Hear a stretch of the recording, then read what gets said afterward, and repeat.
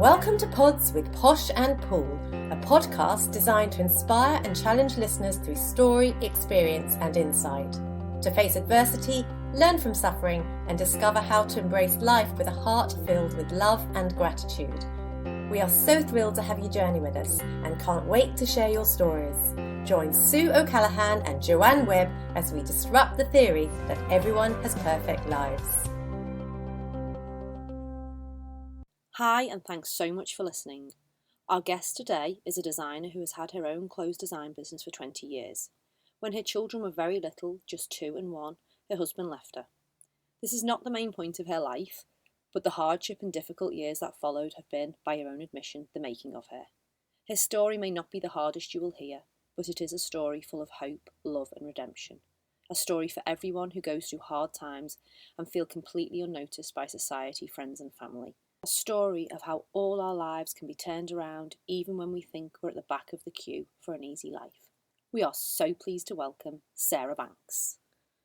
So Sarah, welcome to Pods with Posh and Paul. It's so lovely to have you join us today. Thank you so much. So exciting to be here. So Sarah, you have got a lovely website called Working Frocks. But I have, with Working Frocks. But one of my little boys, when he was younger, he thought it was Working Frogs.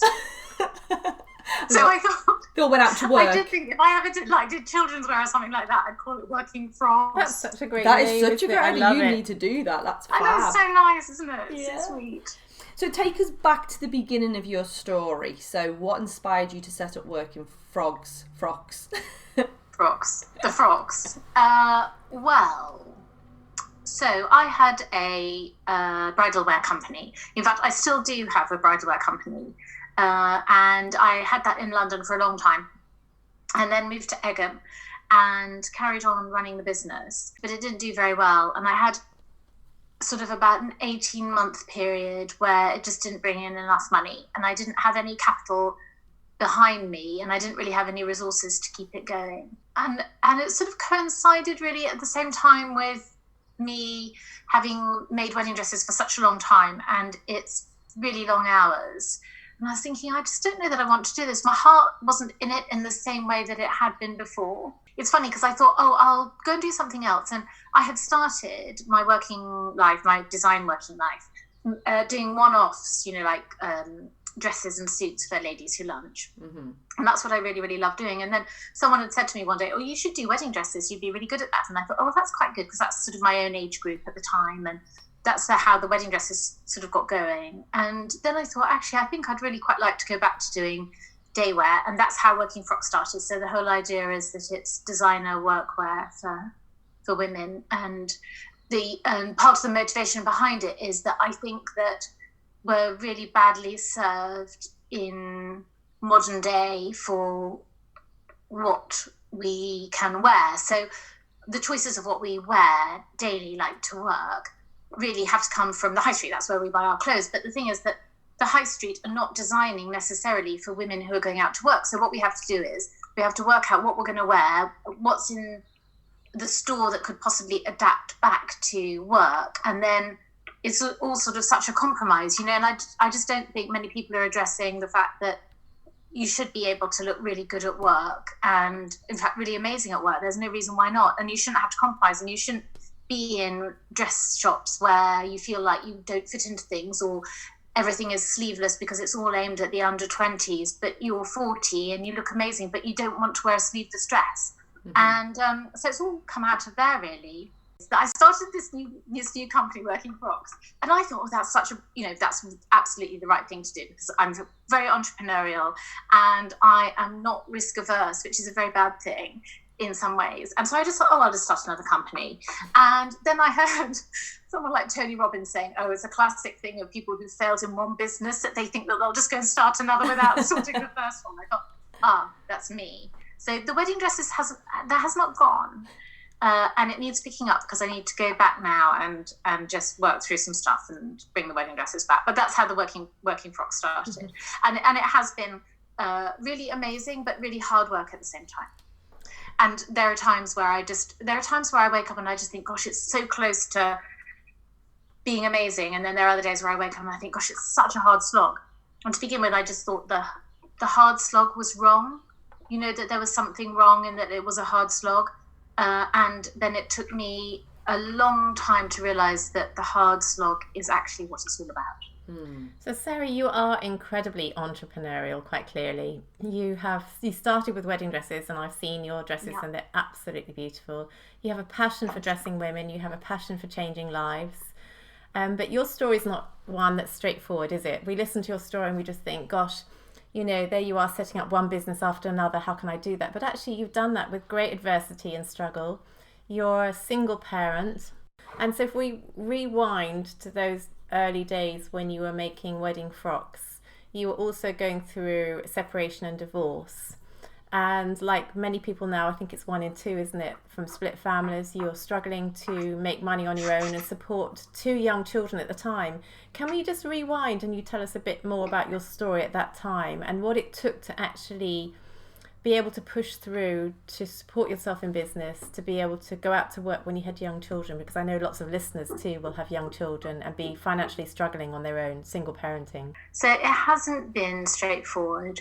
It hasn't been like the worst story in the world, but I think it is something that I think perhaps women, we don't tend to talk about it because we just want everything to be okay. But basically what happened was, when the boys were really tiny, my then husband had an affair and left within a really short period of time. So I sort of discovered about the affair in, I can't remember what the timeline is now, but say the August, and he finished it, and then finished the affair, and then the following February or January, I discovered that they were still seeing each other. We had counselling, and then he left in the April, and it was just sort of this, I didn't quite believe what was going on, and he wouldn't really talk about it, and it was just a very, very, very confusing time.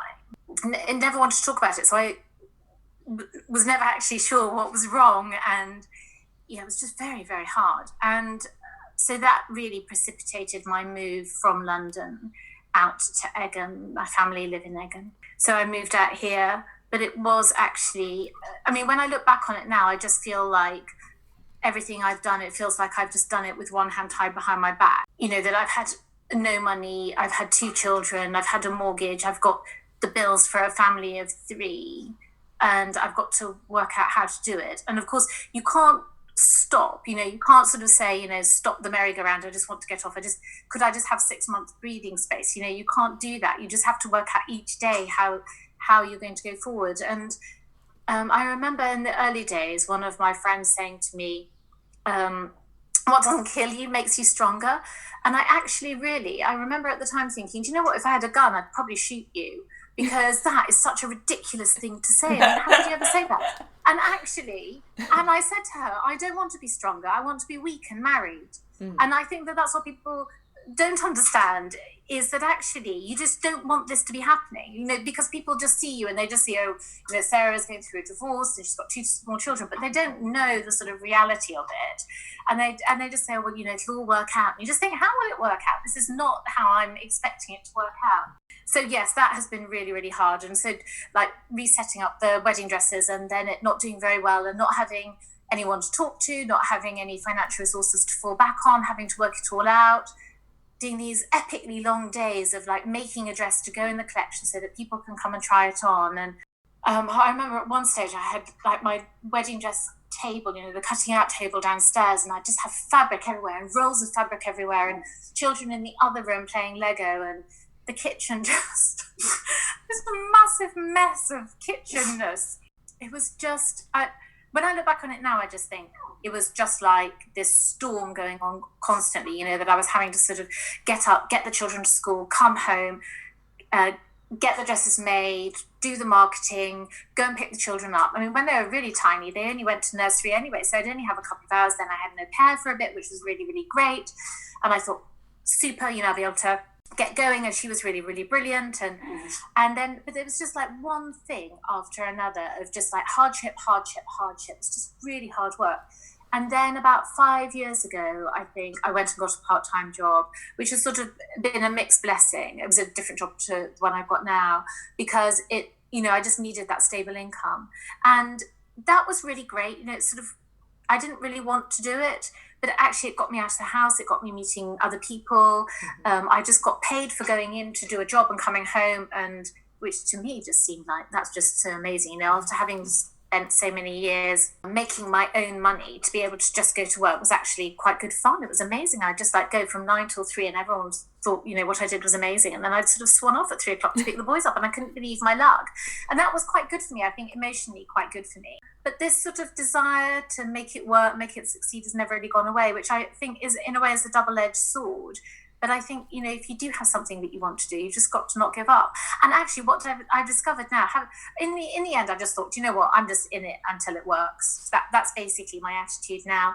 And now that I've sort of listened to podcasts and listened to people who sort of know more than I do on podcasts, that's what everyone says. You know, you've just got to be in it for the long haul, basically. And it's quite hard to do when you feel as though everything is stacked against you. But funnily enough, I don't feel like that now. You know, I feel like at the time, so, you know, if you sort of wind back 10 years, I felt everything was set up against me. Whereas now I think everything is set up for me. Mm-hmm. And so when another catastrophe looms, so this year I've not really received maintenance at all, and that also happened quite abruptly.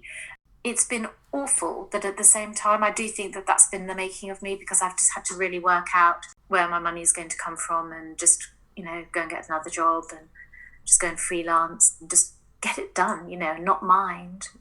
That's been really good, but that's a long process. But I think, you know, you can come through it. I don't think we're taught enough these days about resilience and overcoming and things like that. I think we sort of waft those words around, but actually I think that they're really important. And I think we should encourage people just to, you know, just encourage each other just to keep going, you know.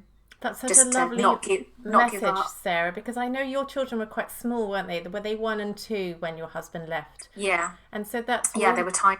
We're talking, 12, 13 years ago. So looking back on it, you have had extraordinary resilience. You know, you've got part-time jobs. I mean, when your children are that small, you actually can't go out to work, can you? If you've got children at home, it's a situation that single mums find themselves in. If you've got no money, you can't go out to work. How do you therefore make ends meet? So you were setting up businesses, you were trying to make money wherever you could. And actually you are resilient as a person. You're obviously, with those entrepreneurial skills, you were determined to push through. But you must have had days that were just bleak, because Joe and I, as you know, are both single parents of 4 children each. Yeah. So between us, 3 single parents. And we too know the struggles where some days you feel positive, other days you just think, gosh, I can't make ends meet. Other days you think, gosh, you're not going to get breakthrough. You get good days, then you get setbacks. And it's a journey, isn't it? And very clearly you've been on that journey. It is a complete journey. And at the time it was a journey that I absolutely did not want to be on. And I thought, this is not how my life is supposed to be. This is not what I'm supposed to be doing with my life. This is just absolutely rubbish. And it took me a while, you know, as in years, just to go, okay, well, this is where I am. Do you find when you accepted it, that's when it became kind of, and it's not going to ever be easier, is it? Because the journey is just not easy. But once you accept a situation, when your mindset changes, you're more in flow with it. Did you find that? Yeah, I think so. I think more in flow with it is a really nice way of putting it. And I don't necessarily think that I'm always in flow with it. But certainly I did not want to be in the single mother category. Mm-hmm. I mean, when I look back on it, I think it wasn't that I sort of looked down on single mothers. I thought, well, surely there's no need to be a single mother. That was basically my attitude. You know, why would you be a single mother? You know, surely you could have avoided that. And then I found myself in that category.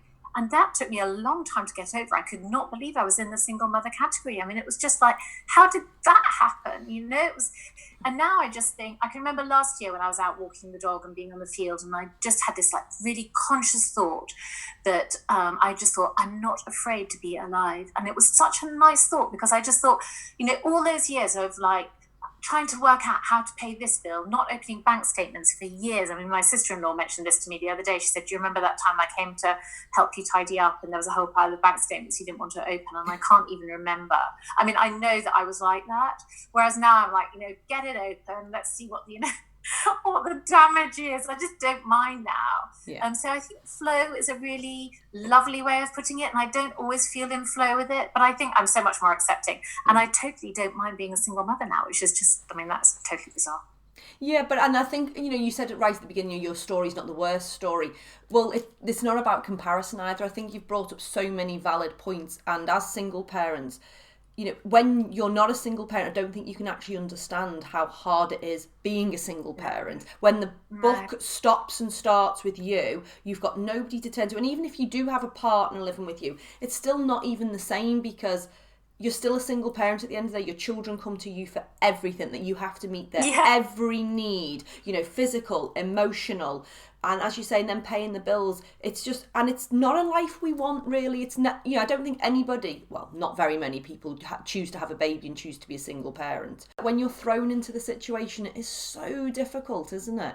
It's really hard. It's really hard. I mean, I have great family around me, and they've been really brilliant. But I think you're right that unless you're really in it, you just have no idea.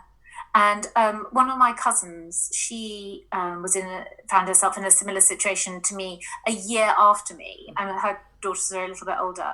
But she rang me and she said, "Look, I just want to say I'm so sorry I just didn't ring you at the time, because I had no idea what it was like."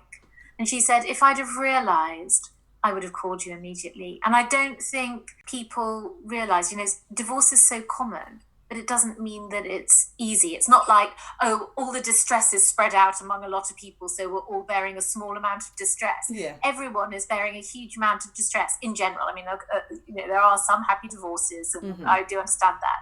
But in general, everyone is bearing a huge amount of distress. And I think that that's really, that amount of distress is really underestimated by society, partly because people don't realise, and partly because actually, how do we bear other people's pain? That's quite a hard thing, isn't it? I mean, it's really hard to do that in a global way, because really what it is one person with another person, someone just saying, could I take the children for you for half an hour, or would you like to come for a coffee, or, could I pay for this for you? That, all those things, those are the amazing kindnesses that just make you think, oh my goodness, that's just so lovely. And people can change your day, can't they? I mean, you and I have had many conversations about, the importance of friendship and connection, having family, having friends that are there for you. And you talk really openly about the practicalities of, the mess and the chaos and what the kitchen was like and all the patterns sitting on the side in the other room. What was it like emotionally, though? Because we go on an emotional, psychological journey, don't we, of development within ourselves. And I know that you and I have spoken many times before about the journey we go on emotionally. How's that been for you, and how have you managed to cope with the development of the I, taking responsibility for me? Where am I at in terms of my psychological development? I think I just have been completely taken apart, and put back together again in a much better way.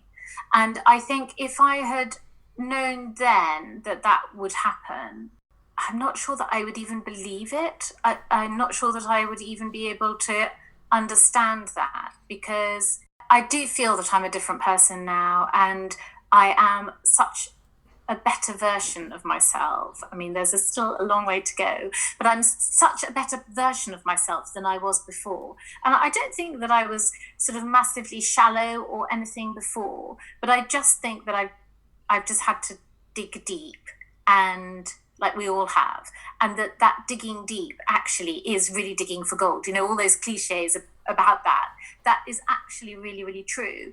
And you almost, while you're going through it, you almost don't want to know that. Like if someone said, keep digging, Sarah, it's all gold at the end of the day, I would just not want them to say that to me. I mean, I really wouldn't. But when you come through it, it's really amazing. But that has been a long journey. And also I did realise that it's our choice whether we make it. So I realised quite a while ago that I could either sit on the sofa and drink white wine for the rest of my life, or I could get up and do something. And that was quite a conscious decision, not to sit on the sofa and drink white wine. And I think one of the things I also felt a bit held back by was my age, because I was in my late 30s when we split up.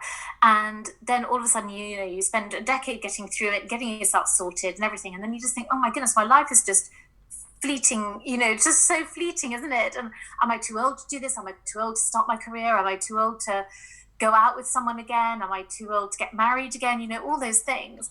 And now I've decided not to worry about that either, because there isn't anything I can do. Mm-hmm. And actually, if the next 30, 40 years, although I've told the boys I'm going to live to 100 anyway, so if the next 50 years are amazing, then that's great, isn't it? Yeah.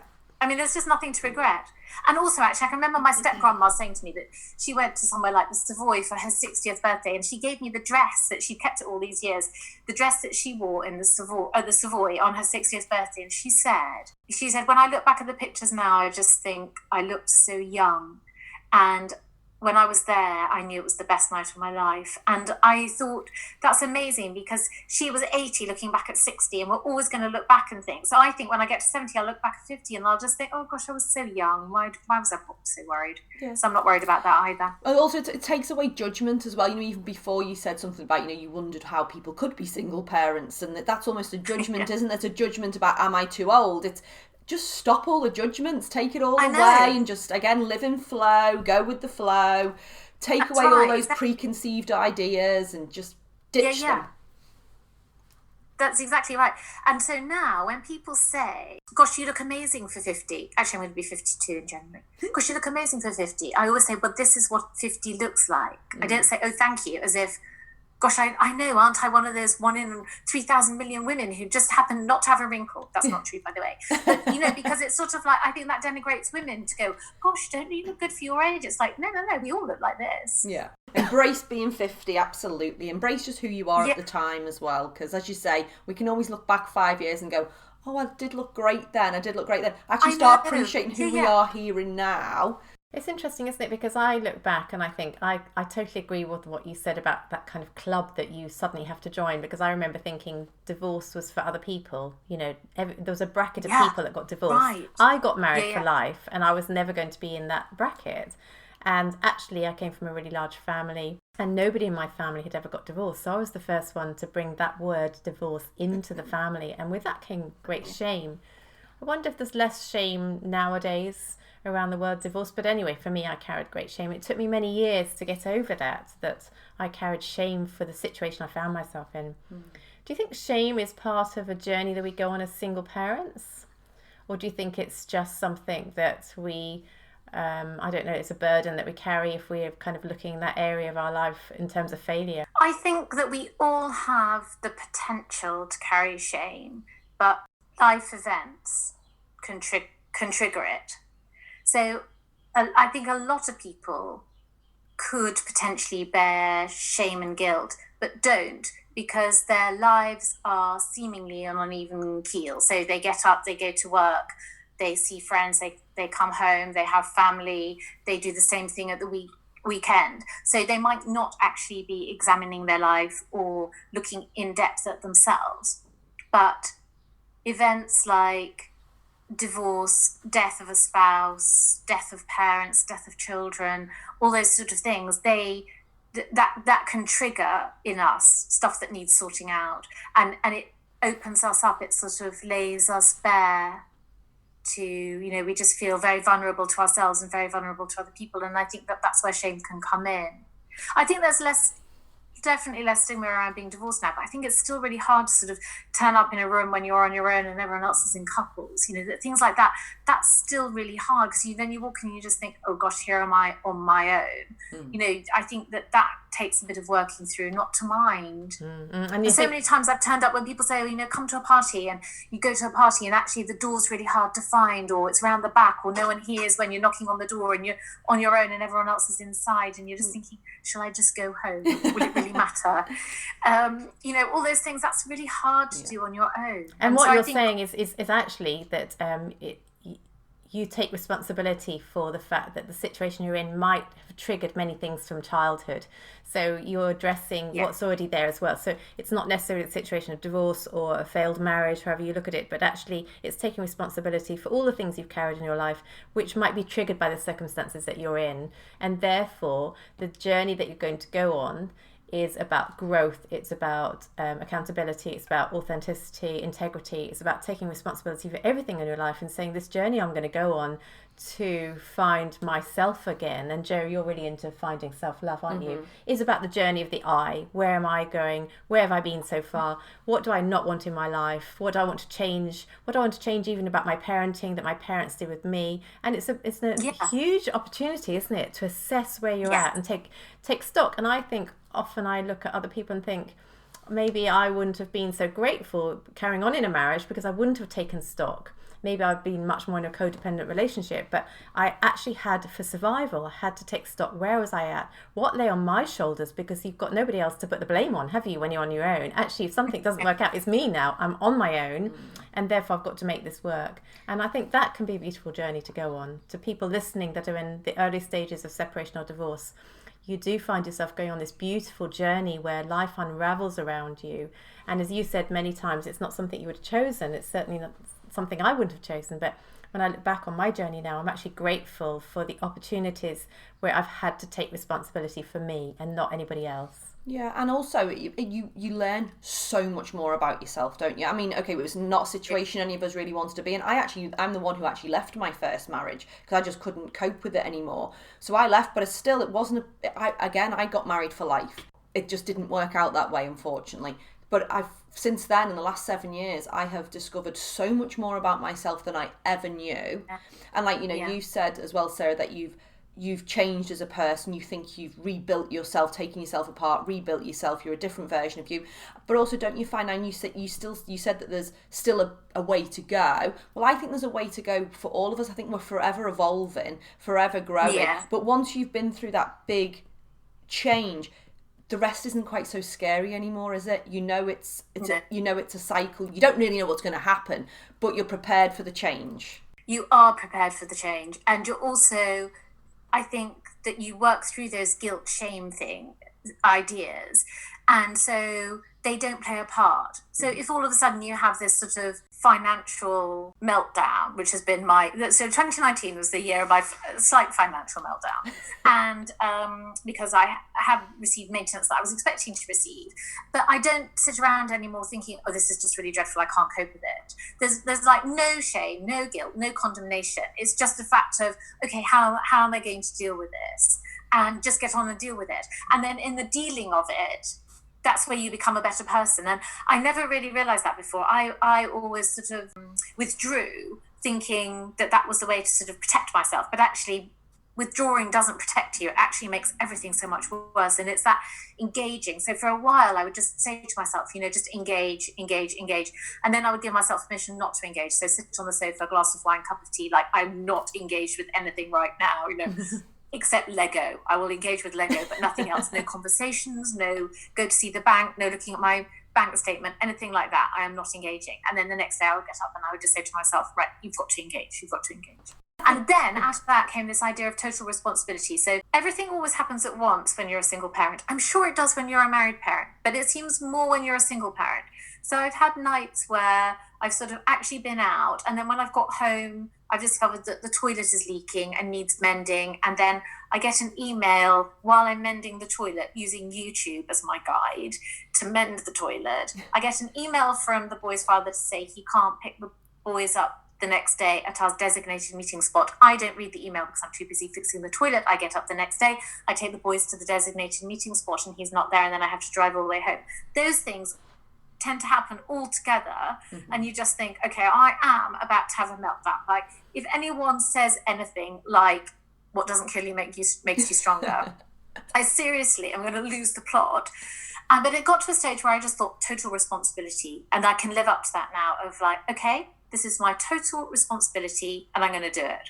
And after I've done this, I'm going to put my dressing gown on and I'm going to go and hide in my bedroom. But until that point, total responsibility. Yeah, and you need that time out as well. You need that glass of wine on the sofa from time to time. You need to hide away from it, because otherwise your brain would explode, and that's not going to be any good for anybody. So I think, it's, as you say, it's doing everything in moderation. It's that whole acceptance thing again, going, right, this is my responsibility, I'm accepting it, I'm just going to do it. And therefore, it's the flow. You're in flow, so you're just going to do it. And yes, it's freaking hard, but it's going to be so much harder if we have that victim mentality going, why me? Why is this happening? Why? Yes. But instead we go, Yeah. what can I do now? Like, you know, you didn't have the money Yes. coming through, and rather than you going, oh gosh, why is this happening? You go, okay, it is happening, accept it, and what can we do now? I know, I'll go and get another job. Yeah, exactly. I'll just go and work a bit more. It took me a while to do that.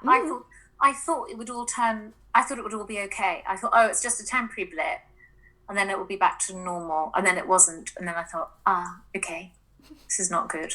But interesting though, isn't it? Because Jo, you said something really interesting. You talked about it being scary, and I think, you know, when you first split from a relationship, it's very scary, it's frightening, and it's very easy to partner with fear. And there's actually nothing wrong with partnering with fear, because it is frightening, isn't it? Suddenly this partnership, this relationship, this family that you agreed to go on, and the journey you agreed to go on with somebody else, that's come to an end, and suddenly it's quite daunting.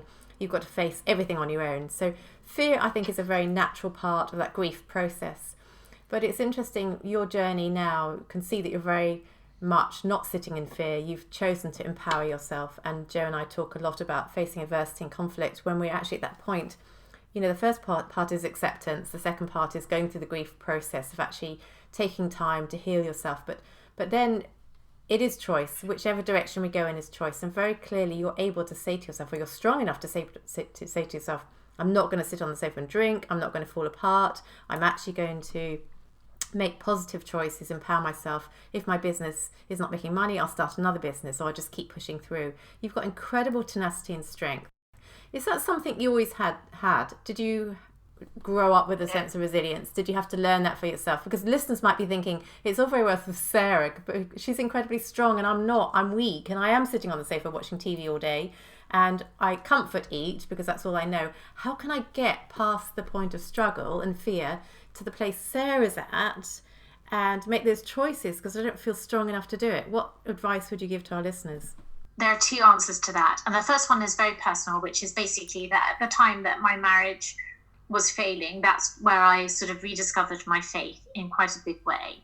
I think a better way of saying it is that actually God found me, and that has been an amazing journey of discovering about my character and growing in my character. But the other thing that I think has been really important for me is learning to listen to myself. And I reread one of my diaries before coming on this podcast today, and I learnt to listen to myself, and I learnt to hear what my own voice sounds like to me. Learning to listen to myself and know what my voice sounds like to me empowered me and gave me the strength, I think, to make those character changes. It's funny because I never used to talk to myself out loud, and I always used to think it was quite funny if people did talk to themselves quite out loud, you know, say things like, oh, Sarah, you're so silly, you know, where are your papers? You know, things like that. And I used to think, why are people talking like that? But actually I do that now, and I think that's this process of getting to know myself. I just sort of talk to myself a bit more. But I think that has really helped in developing those aspects of my character that I did not know needed developing. So I did not have self-control, perseverance, persistence, resilience. I didn't have any of those before this journey all started. What I had was a lot of energy and a certain amount of determination. So I basically thought you could do anything if you had enough energy and the determination to do it. I didn't realize you needed other character traits as well, like resilience, self-control, persistence, making a list, you know, all those sort of things. And that has been a slow journey of getting it wrong constantly. That's how I would regard it, because I mean, the disappointing thing about self-control is you only learn it in doing it. So if you're going to do something like give up coffee, give up tea, give up milk, give up alcohol, whatever it is, then the only way that you actually do it is in the giving up of it. Mm-hmm. And so you're actually learning about yourself in the giving up of it. And the giving up of it is the painful bit. And what I learned was it's fine to fail at that, however many times you need to fail at it till you get it right. So I don't know, whatever it is you want to do, you know, if you want to start a business, if you want to lose weight, if you want to meet the man of your dreams, it's not going to happen immediately. And that did take me a while to learn that. But I think that was a combination of God, good friends like Sue, and listening to podcasts wall to wall. I mean, about 3 years, I just listened to anything that I could that was along the lines of how to improve yourself. I mean, I still do. How to improve yourself, how to make things better, how to pick yourself up, how to develop something. And, there'll be like a little stream of something. So I'll see something on discipline, and then someone else will talk on discipline, and I'll sort of pick up my ears and think, oh, I need to know about that. And that's how it'll go. And then I'll write it down, then I'll try and do it, and then I'll fail. And who is it? Samuel Beckett says, fail better, fail again. So what you said just then, Sarah, is really quite critical and key, isn't it? It's fine to fail. And I think, when we partner with fear, we don't want to fail. We don't want to see the non-successes. So we come back to, it's fine to fail. When you fail, pick yourself up and start again. It's okay. And as you say, podcasts are a great way to encourage yourself. When you're feeling as though fear has set in, put some podcasts on, sit back in encouragement, sit back in positivity. If you can't feel positive yourself, listen to somebody who can, and you feel re-energized. It's a great part of our journey, is it? Be encouraged on the journey. When you don't feel strong, when you feel a failure, when you feel weak, listen to somebody else that sounds strong, and you can partner with that energy. Yeah, exactly. It's so true. And also, I think that there's nothing worse than the school gates for making you feel that you failed. I mean, because there's no rehearsal for being a parent. You're just sort of thrown in at the deep end. And, I mean, they're no sooner out of nappies than they're off to, school. And then all of a sudden you're into this whole whirlwind of failing all the time. I mean, we were sitting having supper last night, and the boys reminded me about Roman Day at school. And the first time it happened with Gus, I mean, it just completely bypassed me. I know I got the letter, but anyway. So it got to the morning of Roman Day, and I can't remember, I think someone must have texted me to say, has Gus got his outfit for Roman Day? I was like, oh, you've got to be joking. So basically he went as a slave, because I think I found like a bit of scrap of material, and we made it really tatty and tied a belt around it. Because the Romans had slaves. So 2 years later, Dexter went as a slave because we got the outfit, and I just thought, and I think actually by then we got hold of a sword or I don't know, a shield or something from Amazon, and I thought, just seriously, and everyone used to say to me, "Oh, Sarah, I would think you being a clothes designer, you do the most amazing outfits," and I just thought, no, I want to make dresses. I don't want to make the book day characters. Do you remember we had to do those? And people used to spend ages making their children look like these most amazing characters. And I just thought, I don't have that time. Don't have that time, and I'm not allocating that time. And you constantly feel like this amazing failure, but actually it just really doesn't matter. It really doesn't matter. And I think schools should stop doing things like that, because it's really detrimental to our psychological health to make us constantly do this stuff. I mean, I don't know how you've done it with all your children. I've only got 2. But it's like, it's making me wall-to-wall costumes. It's making me laugh because my children have gone to school dressed in the most crazy outfits. Like, I think one year Brooke went as a princess, which was fine because we borrowed this princess outfit that was really easy, and she went as a Disney character, and the babysitter came around and curled her hair, and she looked absolutely beautiful. That was like a win situation, even though I did none of it. But the rest of the time they've gone as the most weirdest outfits. Like, because I literally just go to the dollar shop or something and buy some crappy thing and chuck it on them. I'm totally with you. And like those days when you have to bake cakes, I'm like, really? So I just go and buy some biscuits and empty them out and put them on the plate and hope that they look like they've just been made. I love it. Can I just say publicly, I made the biggest faux pas that anyone has ever made. So on book day, character day, dress up day, my children never went as anything. They were the ones turning up in school uniform because I hadn't even read the email or the letter that came through. Anyway, this one day, it was American Day. And so I just thought, I'm going to do the work. So I bought the spray can. I sprayed my children's hair red, blue and white, and they had the outfit, and they were dressed up, and they were marched down the street. And there was no one else wearing anything red, white or blue. So the children looked at me and said, "Mum, have you got the wrong day?" I said, "No, come on to the school gates." They said, "Mum, there's no one in the playground wearing anything." I said, "You're fine. You'll see in a minute." We marched in. And there was nobody. I'd got the wrong day. There were my children with spray. No. I had to take my children home and wash this spray off their hair. Oh my gosh. They've never let me live it down. Anyway, that was failed parent completely. So we do fail, don't we? Exactly. We fail. We failed many times. Anyway, coming back to your dress designer, you said, you weren't going to be the perfect mum, even though you were a dress designer. Tell us a little bit more before we finish the podcast about your business. We want to know about Working Frocks, where you're at today, and this incredible journey that you've been on. I love your website, and you're dressing women, and you've got a styling blog as well. Can you tell us a bit more about what you're doing with your beautiful women? Oh, yes. Well, Working Frocks, I thought I was just starting a business, but actually Working Frocks I think will be the making of me, because of how I've had to really think about what I want to do. And so, I mean, I said earlier that I had this idea that I think that women are expected to jump through so many hoops to look good, when we could just design them clothes that make them look good in the first place. Really want to support women predominantly over 40, but I would stretch it to 30, I think, at a push, 35 maybe, who, want to look amazing, but don't have time. And I'll do that thinking for them. That's basically what I think when I wake up. I think, like yesterday when I woke up, I generally wear quite formal clothes to work, even though it's not a massively formal environment, because I like to wear my work clothes, and then I like to come home and not wear my work clothes.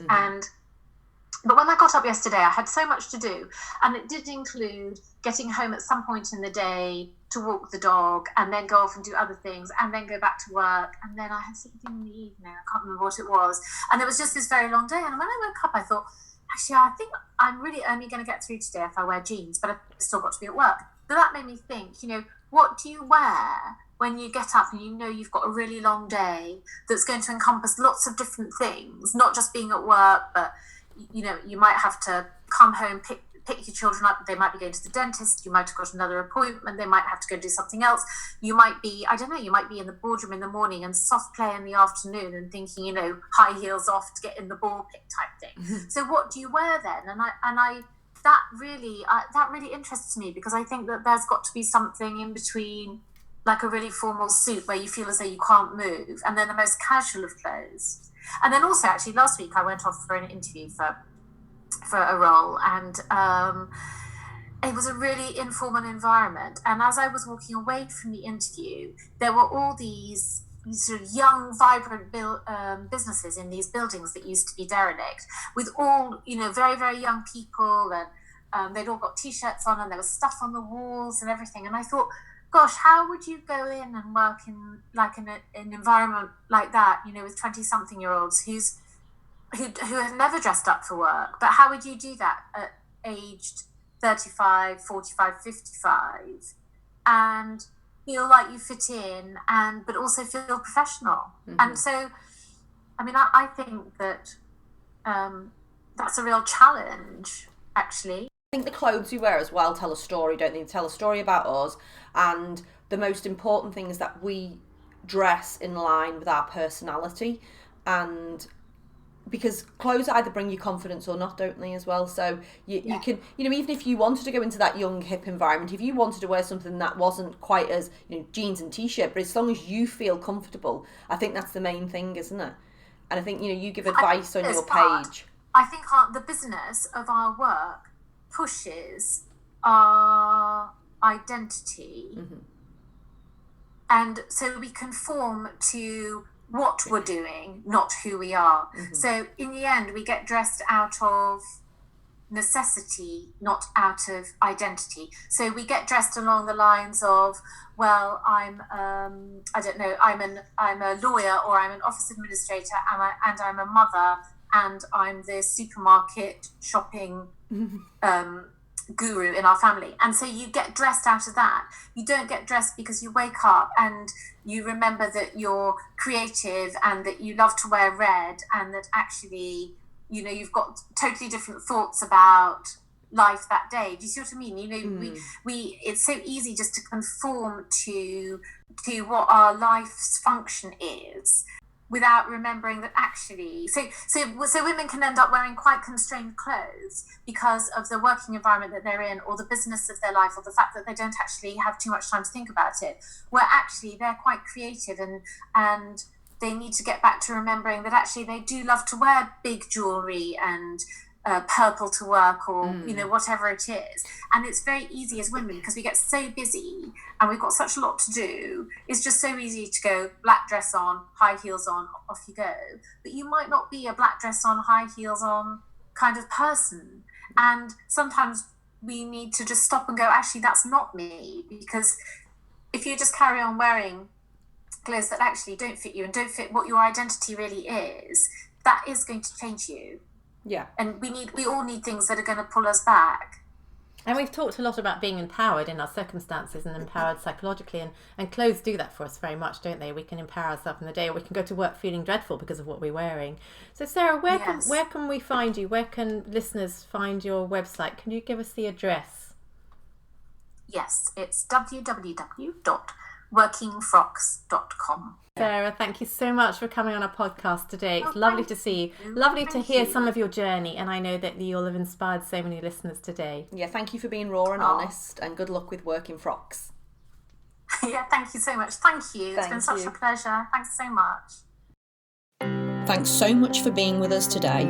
For us to inspire others to live their magnificently imperfect life, please subscribe and leave us a 5-star review on iTunes or on your podcast app. You can also follow us on Instagram and Facebook at Pods with Posh and Pool. We can't wait for you to join us on our next episode. Love, light and peace.